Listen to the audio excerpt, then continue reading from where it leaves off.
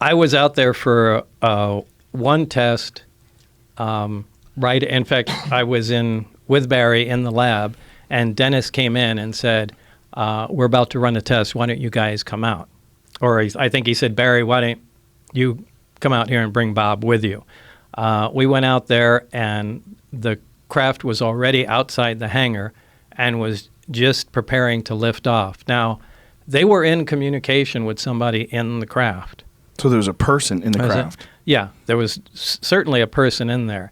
Now, it's not a comfortable place to be in because it's small. So the guy has to be sitting on the floor in the middle, my best guess. And this is the same specific craft that you worked on? Because that was the only craft that you were in? The only one that I touched and worked on.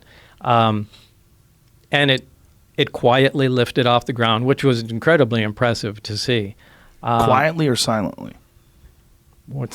Well, quietly, because it Did it make some sort of a noise? It produced a little corona discharge from the bottom. A corona discharge is kind of a high voltage brush, little bluish glow discharge. As it was lifting off the ground, you can hear a slight hiss sound.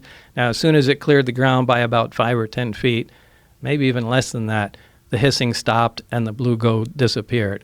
So it lifted off quietly, and then it hovered silently, if you want to be specific. Wow. So then what kind of maneuvers was it doing? It took off, for that particular time, it took off, moved a little around to the left and right, and then sat back down. The craft itself, they communicated with it with because I saw the guy talking in a regular VHF radio to the person in the craft. And I even saw the frequency that was on the frequency counter of the communication, the transceiver there. But what's weird is he shouldn't be able to communicate with the craft with a radio. The radio wave should bend around the craft. I mean, it shouldn't be possible. Every single thing about the craft and the way they operated didn't make any sense to us. I mean, that's something we talked about for a while after. Why should the frequency bend around the craft?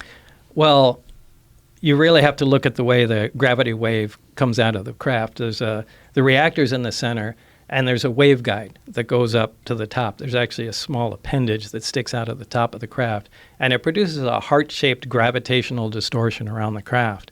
Now, if the craft is sitting in the air and you walk underneath it and look up, you actually cannot see the craft.